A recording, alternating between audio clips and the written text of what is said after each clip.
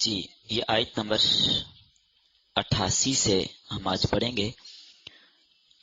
اعوذ باللہ من الشیطان الرجیم، بسم اللہ الرحمن الرحیم۔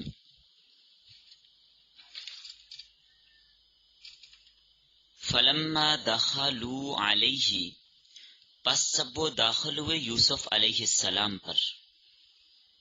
قالو، کہنے لگے، یا ایہا العزیز، اے عزیز مصر، مسنا، پہنچی ہے ہمیں، یہ جمع متکلم ہے، وَأَهْلَنَا، اور ہمارے گھر والوں کو، الضر، تکلیف۔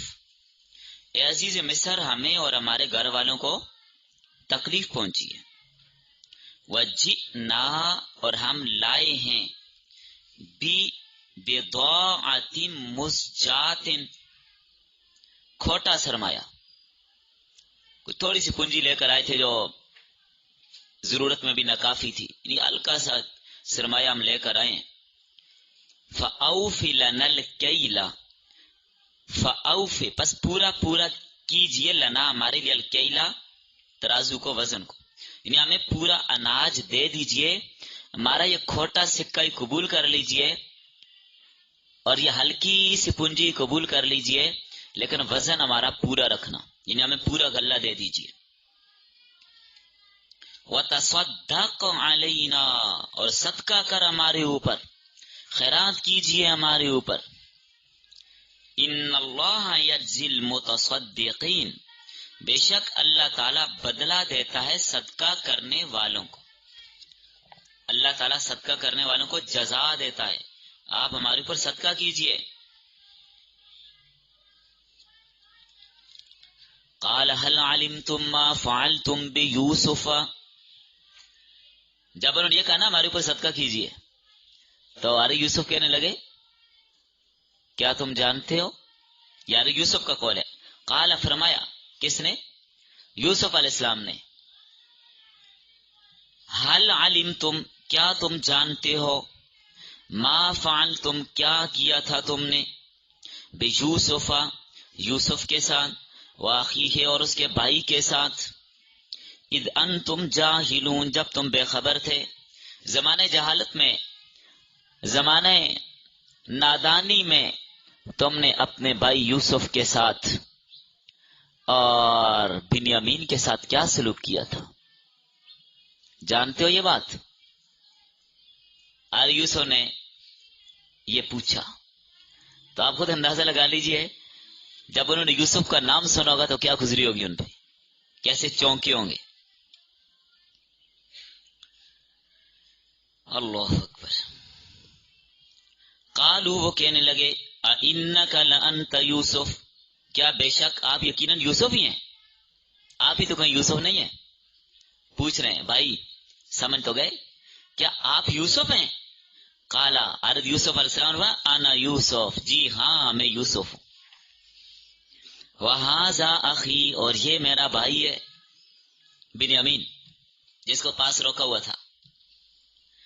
قد من اللہ علینا، تحقیق اللہ نے ہم پر احسان کیا، انہ من یتقی ویصبر، بے شک شان بات یہ جو ڈرتا ہے اور صبر کرتا ہے، فإن اللہ، پس بے شک اللہ تعالی، لا یضیع اجر المحسنین، نہیں ضائع کرتا اجر نیکی کرنے والوں کا، اللہ نیکی کرنے والوں کے اجر کو ضائع نہیں کرتا۔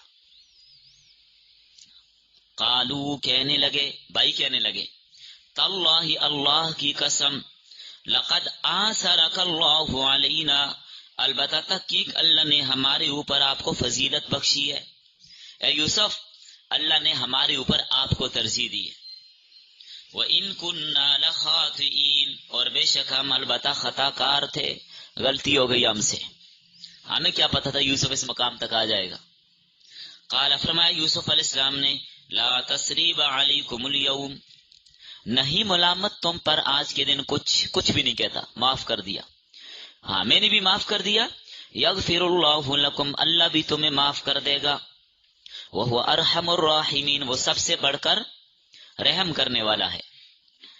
اذهبوا بقمیصی ھذا، لے جاؤ میری یہ قمیص، فالقوہ علی وجہ ابی، بس ڈال دو اس کو میرے باپ کے چہرے پر، وجہ چہرہ، فالقوہ ڈال دو اس قمیص کو، علی وجہ ابی میرے باپ کے چہرے پر، یأت بصیرا وہ آئیں گے دیکھتے ہوئے، ان کی آنکھیں ٹھیک ہو جائیں گی پھر میرے پاس آئیں گے، وَأْتُونِي بِأَهْلِكُمْ أَجْمَعِينَ اور لاؤ تم میرے پاس اپنے سب کے سب گھر کے افراد کو، گھر کے جتنے بھی لوگ ہیں سب کو یہاں لے آؤ، ادھر قید سالی پڑی ہے کیا کرنے، آ جاؤ میرے پاس یہاں پہ۔ بہت اللہ اکبر، بہت ہو گیا یہاں تک۔ بہرحال میں نے کل بھی عرض کیا تھا بہت دل ہلا دینے والا سبق ہے آج کا۔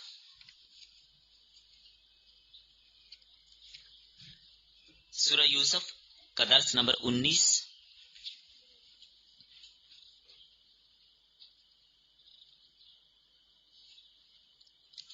آیت نمبر 88 تا 93۔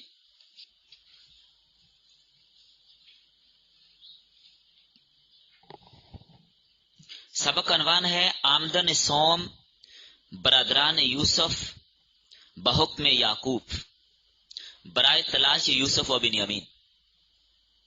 یہ پورا سبق ہے، آمدن سوم برادران یوسف بحکم یعقوب، یعقوب علیہ السلام کے حکم سے جو تیسری بار مصر آئے، کیوں آئے؟ برائے تلاش یوسف و بنیامین۔ عنوان سمجھ آ گیا؟ ربط صاحب کا سبق میں آپ نے پڑھا تھا کہ جب بنیامین کو روک لیا گیا، یہ لوگ واپس گئے، اپنے باپ کے سامنے جا کر کہا کہ اس نے چوری کی اور اس کو وہاں مصر میں روک دیا گیا ہے، گرفتار کر دیا گیا ہے، ہمارا کوئی قصور نہیں، آپ بستی والوں سے پوچھئے، قافلے والوں سے پوچھئے، ایسا ہی ہوا ہے تو اس لیے ہم نے یہ کیا۔ یعقوب علیہ السلام نے پہلے تو بیٹوں کے ساتھ ناراضگی کا اظہار کیا کہ یہ سارا تمہارا بنایا ہوا پلان اور منصوبہ ہے، تم نے خود یہ کیا، یہ بات میں نے آپ کو سمجھا دی تھی۔ اور پھر بہت پریشان ہوئے، فوراً حضرت یوسف یاد آ گئے، تو 40 سال گزر چکے تھے، حضرت یوسف دوبارہ یاد آ گئے۔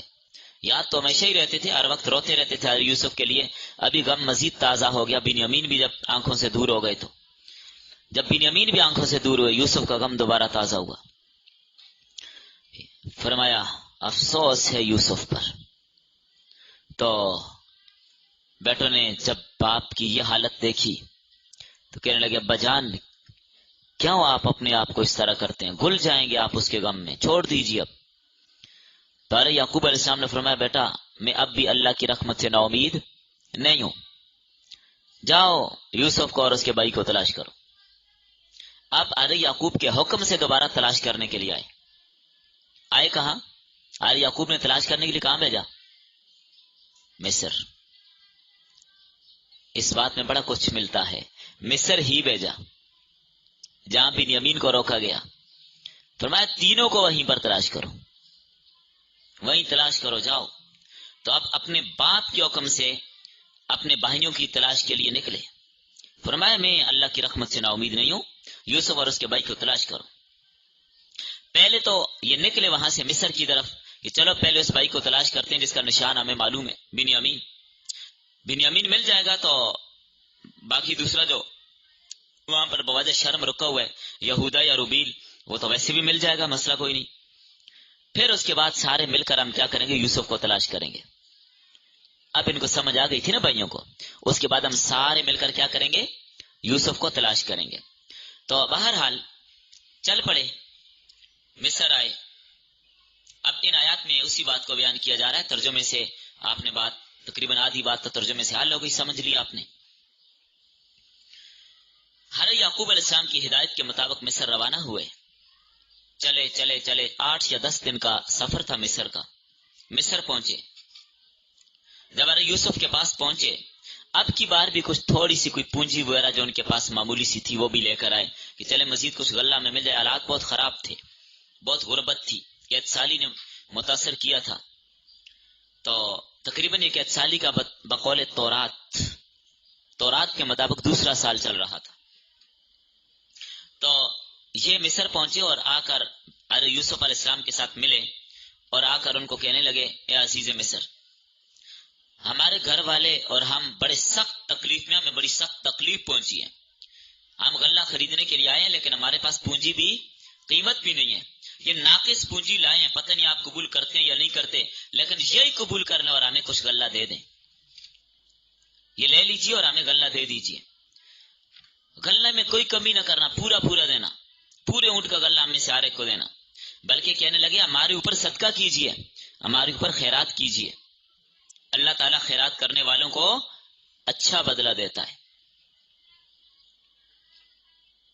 جب یہ حالات انہوں نے اپنے گھر کے بیان کیے کہ ہمیں بھی سخت تکلیف پہنچی اور گھر والوں کو بھی سخت تکلیف پہنچی، اب حضرت یوسف کا ضبط ٹوٹ گیا، ضبط ختم، صبر کا پیمانہ لبریز، برداشت نہ ہو سکا حضرت یوسف سے، آنسو آ گئے گھر والوں کے جب حالات سنے، اور اب اللہ کی طرف سے اجازت بھی مل گئی، کیا یوسف امتحان کا وقت، جدائی کا وقت، ابتلا اور آزمائش کا وقت ختم ہوا چاہتا ہے، وہ زمانہ ختم، اپنے آپ کو ظاہر کر دیجیے۔ اب یہ سارا کچھ حضرت یوسف نے وہی سے کیا، اپنی مرضی سے کچھ بھی نہیں کیا، وہ زمانہ ختم ہو گیا آزمائش کا، بتا دیجیے، ظاہر کیجیے اب اپنے آپ کو۔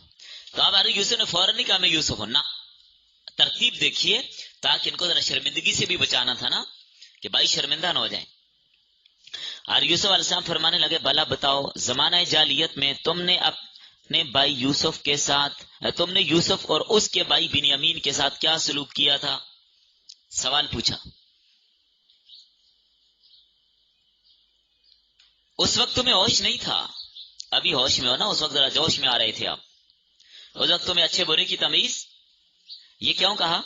بھائیوں کو شرمندگی سے بچانے کے لیے جملہ بولا کہ تم نادانی کی وجہ سے یہ حرکت کر گئے تھے۔ دیکھیں بھائیوں کو شرمندگی سے بچا رہے ہیں، نادانی کی وجہ سے تم سے ایسا ہو گیا۔ کیسے بھائی تھے ارے یوسف؟ تمہیں معلوم نہ تھا کہ یوسف کا خواب پورا ہو کر رہے گا؟ اچھا، جب انہوں نے اس بولنے والے عزیز مصر کی زبان سے نام سنا، یوسف، یوسف نام سنا، ایک دوسرے کے چہرے دیکھنے لگے، بھائی یہ بندہ یوسف کو جانتا ہے مصر میں رہ کر۔ پھر خیال ہوا کہ کہیں بولنے والا ہی تو وہ نہیں ہے جسے ہم نے بیچا تھا مصری قافلے پر ہی، کہیں بولنے والا وہی تو نہیں ہے۔ پھر ذرا نظریں اٹھا کر دیکھا، چونکہ ظاہر ہے بادشاہ کو کوئی آنکھوں میں آنکھیں ڈال کے تھوڑا ہی دیکھتے ہے۔ جب اب کی بار جب یوسف نام سنا بولنے والے کے منہ سے، سر اٹھا کر غور سے دیکھا، حسن و جمال کو دیکھا، سمجھ گئے سوائے یوسف کے کسی اور کا حسن یہ لگ نہیں رہا۔ اب بولے کیا آپ یوسف ہی ہیں؟ آپ یوسف ہیں؟ فرمایا ہاں میں یوسف ہی ہوں، اور یہ میرا حقیقی بھائی بنیامین ہے، ہم دونوں ایک ہی جگہ جمع ہیں جن کی تلاش کے لیے تم کو ابا جان نے بھیجا ہے۔ ظاہر ابا جان صاحب بصیرت آدمی ہے، اللہ تعالیٰ نے مجھ پر احسان کیا کہ بھائی بھی ملا دیا، اور چند معدود دراہم کے عوض غلام بنا کر بکنے والا یہ نوجوان آج مصر کا بادشاہ تمہیں نظر آ رہا ہے۔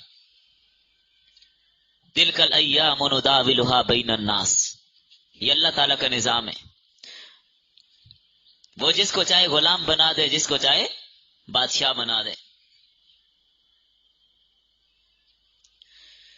فرمایا جو اللہ سے ڈرے، صبر کرے، اللہ تعالیٰ نیکی کرنے والوں کا ثواب کبھی ضائع نہیں کرتا۔ جب پتہ تو چل گیا یہ یوسف ہیں، بھائی کہنے لگے یقیناً اللہ نے آپ کو ہم پہ فضیلت دی ہے۔ ترجمے میں ساری بات ہو چکی، جو ہمارے وہم و گمان میں بھی نہیں تھا آپ اس مقام پر پہنچائے، ہم نے غلطی کی، ہم خطا کار ہیں، اے یوسف للہ ہمیں معاف کر دیجیے۔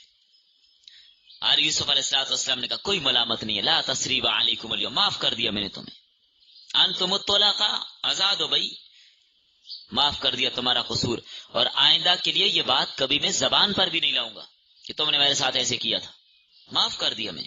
اسی کا نام ہے معافی۔ ہمارے میں معاف کر کے اس کی برائی کو بعد میں بھی گنتے رہتے ہیں نا، بعد میں برائی کو گننا، یہ معاف کرنا تو نہ ہوا۔ جب ایک غلطی کسی سے ایک بار ہو جائے اس کو آپ نے معاف کر دیا تو آئندہ کے لیے اس بات کو زبان پر ہی مت لائیے، بار بار اس بات کو گننا یہ بہت بری عادت ہے۔ فرمایا میں نے تمہارا قصور معاف کر دیا، اللہ بھی تمہارا قصور معاف کرے، وہ سب سے بڑھ کر رحم کرنے والا ہے۔ یہ ترجمہ آپ نے پڑھا، وہی دوبارہ بتا رہا ہوں آپ کو۔ اچھا، پھر حضرت یوسف علیہ السلام نے اپنے باپ کا حال احوال پوچھا، حال دریافت کیا، ابا جان کا کیا حال ہے، کیسے ہیں وہ؟ کہنے لگے کیا بتائیں، آپ کے غم میں رو رو کر نابینا ہو چکے ہیں، آنکھیں چلی گئیں، آنکھیں سفید ہو گئیں، نور ختم ہو گیا، دن بدن بینائی ختم ہوتی جا رہی ہے، اور ہر وقت آپ کے غم میں ڈوبے ہوئے ہیں۔ ہر یوسف علیہ السلام نے اپنا کرتا پیش کیا کہ میری قمیص لے جاؤ اور ابا جان کی آنکھوں پہ ڈالنا، انشاءاللہ بینائی واپس آ جائے گی۔ پھر انہیں بھی اور باقی سب گھر والوں کو میرے پاس لے کر آ جانا، چونکہ بحالت موجودہ آپ دیکھ رہے ہیں میری ذمہ داریاں بہت ہیں، شام کا سفر میں تو کر نہیں سکتا، تم جاؤ اور سب کو لے کر یہاں آ جاؤ۔ تو قمیص عطا کرنا، آنکھوں پر ڈالنا، یہ بھی کیا تھا؟ معجزہ تھا۔ بھائی کسی کی بینائی چلی جائے تو کیا خیال ہے، بیٹے کی قمیص آنکھوں میں ڈالیں گے تو آنکھیں ٹھیک ہو جاتی ہیں؟ ایسی بات تو نہیں ہے۔ یہ کیا ہے؟ یہ اللہ کے نبی کا معجزہ تھا، یہ معجزہ حضرت یوسف علیہ السلام کا کہ قمیص آنکھوں پر ڈالیں تو کیا ہوگا؟ آنکھیں ٹھیک ہو جائیں گی، آنکھیں ٹھیک ہو جائیں گی۔ جس طرح آپ صلی اللہ علیہ وسلم کے بہت سارے معجزات ہیں، حضرت عیسیٰ علیہ السلام کے معجزات، حضرت موسیٰ علیہ السلام کے معجزات۔ تو معجزے میں کیا ہوتا ہے؟ معجزے میں طاقت اللہ کی ہوتی ہے، لیکن ظاہر وہ نبی کے ہاتھ پہ ہوتے ہیں، ظاہر وہ نبی کے ہاتھ پہ ہوتے ہیں۔ تو اللہ کی طرف سے یہ حکم تھا آپ قمیص بھیجیں، تو حضرت یوسف علیہ السلام نے قمیص بھیج دی، تو اس قمیص کو آنکھوں پر ڈالا تو حضرت یعقوب علیہ السلام کی آنکھیں درست ہوئی۔ وہ آگے اگلے سبق میں اس کی بات آ رہی ہے، ابھی یہاں تک کی بات پوری کرتے ہیں جہاں تک ہم نے ترجمہ پڑھا ہے۔ یہ آپ کا معجزہ تھا۔ اب آپ صلی اللہ علیہ وسلم کی معافیاں دیکھیے، فتح مکہ کے موقع پر آپ صلی اللہ علیہ وسلم نے بھی یہی کہا تھا۔ ہجرت کا 8واں سال، رمضان المبارک کا مہینہ، مکہ مکرمہ فتح ہوا، تو کعبۃ اللہ سے بلند عمارت اس وقت اور کوئی بھی نہیں ہوتی تھی۔ کعبۃ اللہ کی بلندی 50 فٹ ہے، اب تو سائڈوں پر بڑی اونچی اونچی منزلیں بن گئی ہیں نا، لیفٹ کے ذریعے سے اوپر پہنچا جاتے ہیں۔ نبی کریم صلی اللہ علیہ وسلم پہاڑی پر تشریف لے گئے، صحابہ کرام آپ کے ساتھ تھے، آپ نے سفید چادر لہرائی۔ اس وقت سفید چادر لہرانا خطرے کی علامت ہوتا تھا، خطرہ بہت زیادہ ہوتا، بعض لوگ چیخیں بھی مارتے تھے۔ تو زمانے جاہلیت میں ایک اور کام بھی کرتے تھے، کپڑے اتار کر چیخیں مارتے تھے پہاڑی پر چڑھ کر، لوگ زیادہ خطرہ ہوتا، لوگ اس کو کہتے ہیں نذیر الاوریان، یہ خطرے کا آخری الارم ہوتا تھا کہ دشمن آگے۔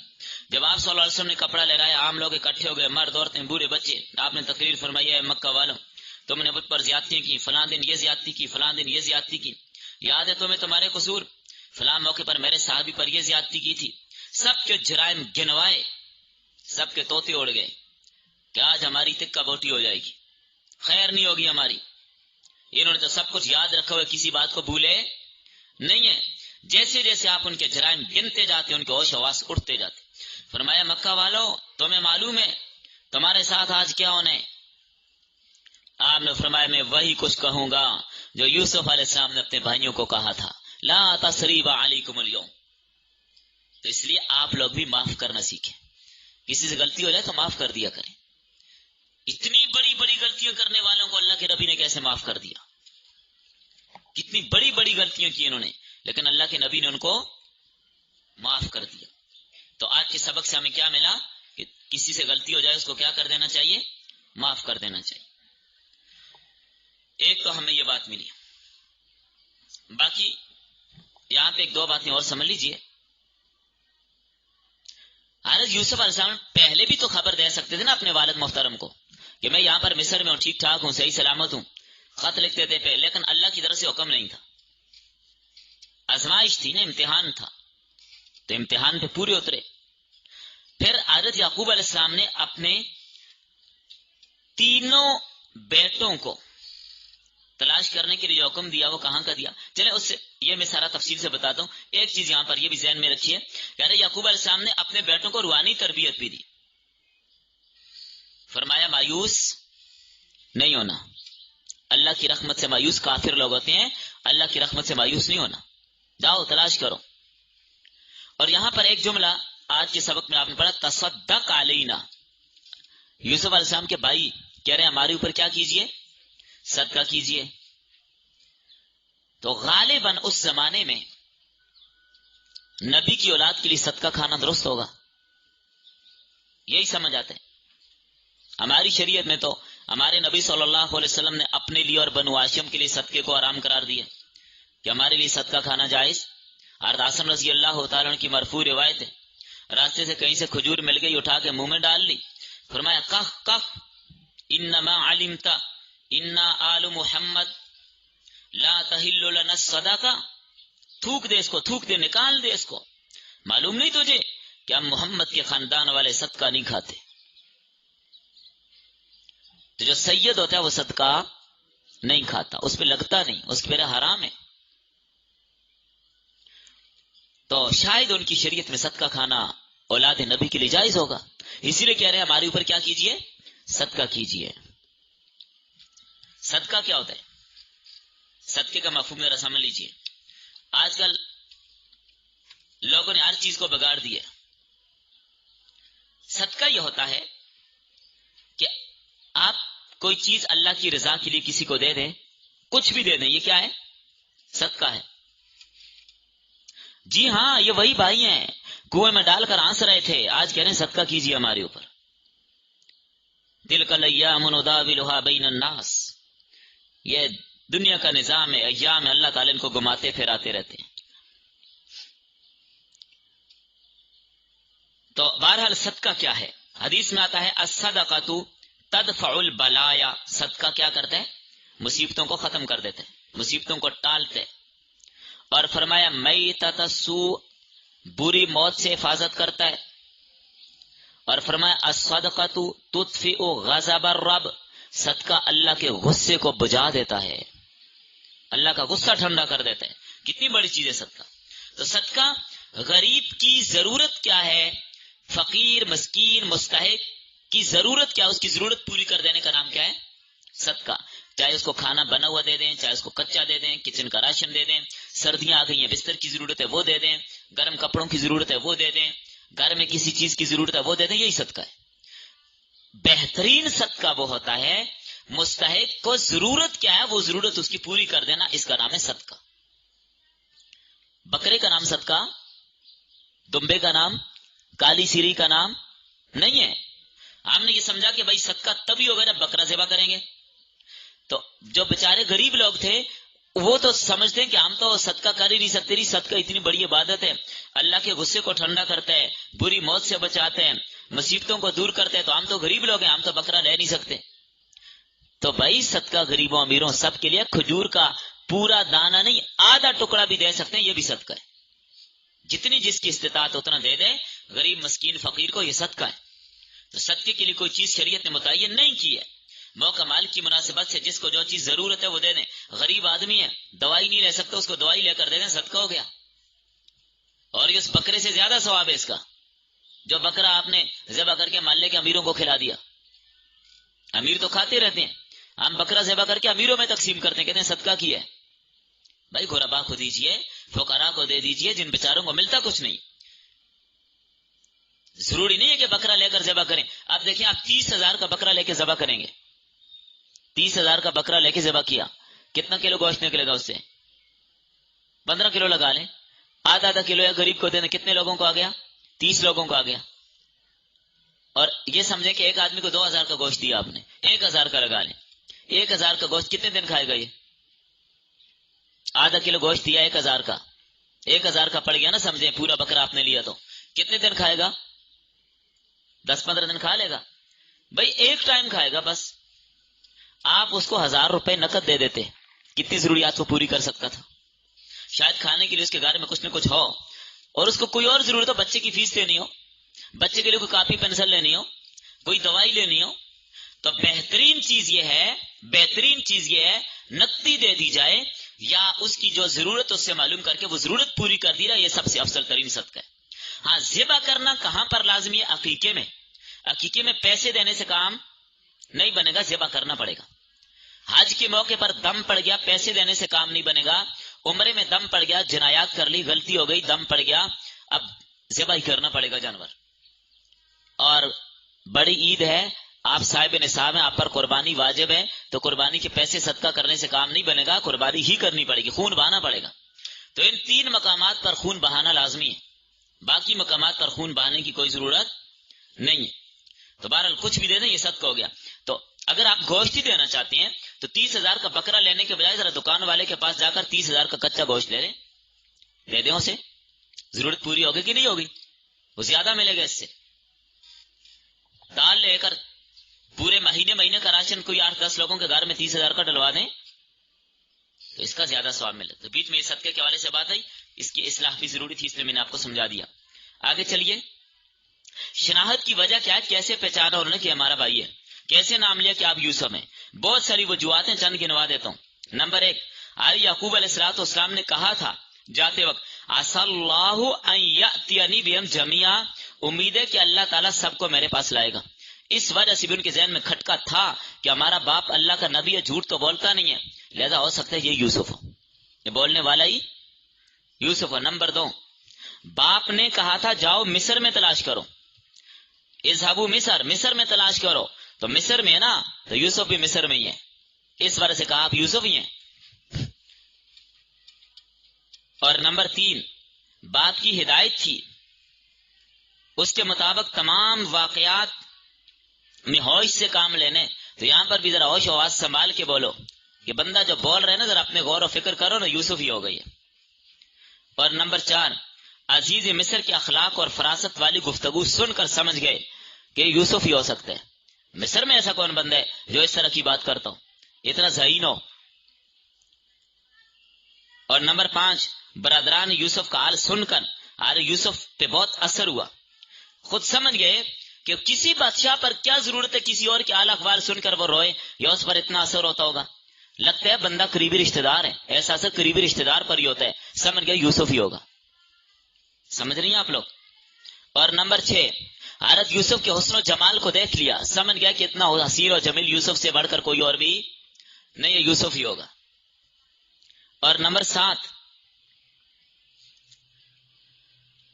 یوسف علیہ السلام کا نام بھی اس بندے کو معلوم ہے اور بھائی کا بھی معلوم ہے، لگتا ہے پھر یہ وہی ہوگا، مصر والوں کو کیا پتا کون ہے۔ اور نمبر 8، بیچا کس کے ہاتھ تھا؟ مصر والوں کیا نا، مصری قافلے کو فروخت کیا تھا، تو شاید وہاں سے مصر آ گئے ہوں، اس وجہ سے بھی کچھ شک ہوا کہ یہی کہیں وہی تو نہیں ہے۔ کتنے ہو گئے؟ 8۔ نمبر 9، برادران یوسف کے مجرمانہ افعال کو بھی صحیح بتا رہے ہیں یہ، اور صحیح مقام پر فٹ کر رہے ہیں کہ زمانہ جہالت میں تم نے یوسف کے ساتھ کیا کیا تھا، لگتا ہے پھر وہی ہوگا یہ، اس کو پتہ ہے، باقی کسی اور کو تو پتہ ہی نہیں تھا۔ وہ بھائیوں کے علاوہ کسی اور کو پتہ تھا کہ یوسف کے ساتھ کیا کیا بھائیوں نے؟ انہی 10 بھائیوں کو پتا تھا، باقی تو ان کے باپ یعقوب کو بھی نہیں پتا تھا کہ میرے بیٹوں نے جا کر اس کے ساتھ کیا کیا۔ تو یوسف جو بول رہے نا، بندہ جو بول رہے کہ زمانہ جاہلیت میں تم نے کیا کیا تھا یوسف کے ساتھ، تو یہ لگتا ہے وہی ہوگا پھر۔ اور نمبر 10، ان کی طرف سے معذرت بھی کر رہا ہے ساتھ کہ بھائی اس وقت نادان تھے، جہالت میں تھے، اس لیے ان سے ایسا ہو گیا۔ تو معلوم ہے یوسف یہی ہے۔ یہ 10 باتیں اس بات کی دلالت کر رہی ہیں کہ ان وجوہات کو سامنے رکھتے ہوئے انہوں نے یوسف کو پہچان لیا تھا۔ جہالت کیا ہے کہ زمانہ جہالت میں تم نے یہ کیا۔ جملہ جرائم، برائیاں، گناہ، سب کا منبع جہالت ہے۔ جتنی بھی برائیاں جمع ہو جائیں اس کا نام کیا ہے؟ جہالت۔ جہالت کا خاتمہ کس سے ہوتا ہے؟ علم سے۔ تو لہذا علم ضروری ہوا۔ تقویٰ کیا ہے؟ تقوی کا ذکر بھی آیا کہ جو اللہ تعالیٰ سے ڈرتا ہے، تقوی اختیار کرتا ہے، اللہ تعالیٰ اس کو نوازتے ہیں۔ تقوی بھی آپ نے ابھی یہاں پر پڑھا۔ تقوی کیا کہتے ہیں؟ کس کو کہتے ہیں؟ تقوی اس ملکے کو کہتے ہیں جو مومن کے قلب میں قائم ہوتا ہے اور ترقی کرتا رہتا ہے، کرتا رہتا ہے، کرتا رہتا ہے۔ پھر اس ملکہ کے راسخ ہونے کے بعد بندے کے دل میں عظمت اور اللہ کا جلال پیدا ہو جاتا ہے، پھر وہ گناہ کی جانب راغب بھی نہیں ہوتا، گناہ کے بارے میں، گناہ سے وہ نفرت کرتا ہے، گناہ کا میلان ہی نہیں ہوتا۔ ایک سالک، اس کی ابتدا بھی تقویٰ ہے، اس کی انتہا بھی تقویٰ ہے، یہی تقویٰ ہے، ابتدا انتہا تقوی پر موقوف ہے۔ سالک کی ابتدا اور انتہا کس پر ہے؟ تقوی پر۔ اور تقوی کا یہ معنی بھی کیا جاتا ہے جن چیزوں سے منع کیا گیا ان چیزوں سے منع ہونا، رکنا اور بچنا، اس کو تقوی کہتے ہیں۔ اور جن کے کرنے کو حکم دیا ان کو کرنا، اس کو کیا کہتے ہیں؟ تقوی کہتے ہیں۔ صبر، صبر بھی آپ نے پڑھا یہاں پر۔ صبر کس کو کہتے ہیں؟ حبس سے نفس، حبس سے نفس کو کہتے ہیں۔ اب اس کے تحت میں یہ معنی بھی آتے ہیں، نفس کو اپنی خواہشات سے روکنا، حبس مانا روکنا، تو نفس کو اپنی خواہشات سے روکنا، یہ صبر ہے۔ نمبر 2، ابتلا اور امتحان کے موقع پر استقامت کے ساتھ رہنا، صبر ہے۔ نمبر 3، عقائد صحیحہ اور ارشادات دینیہ کا جو حصہ مل گیا ہے ہمیشہ اس کی حفاظت کرنا، یہ صبر ہے۔ نیکی کا کام مشکل لگ رہا ہے لیکن پھر بھی کر رہا ہے، یہ صبر ہے۔ اس کو کہتے ہیں صبر علی الطاعات، نیکی کے کام پر صبر کرنا، ڈٹ جانا، کچھ بھی ہو جائے نیکی نہ چھوڑنا، یہ صبر ہے۔ سردی لگ رہی ہے پھر بھی وضو کر رہے ہیں، شدید گرمی ہے، سخت گرمی ہے، پیاس ستا رہی ہے پھر بھی روزہ رکھ رہا ہے، یہ صبر ہے۔ اور گناہ سے بچنا، یہ بھی صبر ہے۔ گناہ سامنے آ گیا، دل کر رہا ہے یہ کر لوں یہ کر لوں، نکل لوں، کہ صبر کر رہے ہیں، اس کو کہتے ہیں صبر عن المعصیت، معصیت سے بچنا۔ اور ایک ہے صبر علی المصیبت، کوئی مصیبت آ جائے اس پر صبر کرنا، جزا فضا نہ کرنا، یہ ساری صبر کی اقسام ہے۔ اور یوسف علیہ السلام نے اللہ تعالیٰ کے فضل کا ذکر کیا کہ سب اللہ نے میرے اوپر فضل اور احسان کیا ہے، یہ اپنی عاجزی کا اظہار کیا۔ بھائیوں نے بھی اس فضیلت کو تسلیم کیا، اور آپ کو یاد ہوگا چند اسواق پہلے گزرا، زلیخا نے بھی اقرار کیا تھا، زلیخا نے بھی یوسف کی پاکیزگی کا اعلان اور اقرار کیا کہ نہیں کیا؟ آج خسد کے مارے بھائی جو خسد میں جل بن گئے تھے حضرت یوسف کے ساتھ، دور کرنا چاہتے تھے حضرت یوسف کو، کہیں اس کی خواب ظاہر نہ ہو جائے، لیکن آج انہوں نے بھی اقرار کیا کہ یوسف اللہ نے ہمارے اوپر تجھے ترجیح دی اور فضیلت دے دی، اقرار کر لیا۔ تو جو اللہ سے ڈرنے والا ہوتا ہے اللہ یوں اس کو ترقیاں دیتے ہیں۔ آج کے سبق سے ہمیں کیا ملا؟ صبر کرنا ہے، تقوی اختیار کرنا ہے۔ نمبر 3، عاجزی کرنی ہے۔ نمبر 4، کسی سے غلطی ہو جائے تو معاف کر دینا ہے۔ چلے، یہ پہچان کب ہوئی تھی؟ ابھی میں نے عرض کیا تھا، یہ پہچان کب ہوئی تھی؟ تورات کے مطابق قید کے دوسرے سال، جب قید سالی چل رہی تھی نا، اس وقت دوسرا سال تھا، جب تیسرے سفر میں آئے تھے تو اس وقت یہ پہچان ہوئی۔ اب چونکہ اللہ کا حکم آ گیا تھا کہ اب آپ اپنے آپ کا تعارف کروا دیجئے، بتا دیجئے، اب اپنا تعارف آپ نے کروا دیا۔ باقی پھر قمیص لے کر واپس گئے تو کیا واقعہ پیش آیا اور حضرت یعقوب کو پہلی کیسے پتہ چل گیا، وہ انشاءاللہ کل کے سبق میں آ رہا ہے۔ چلیں بس۔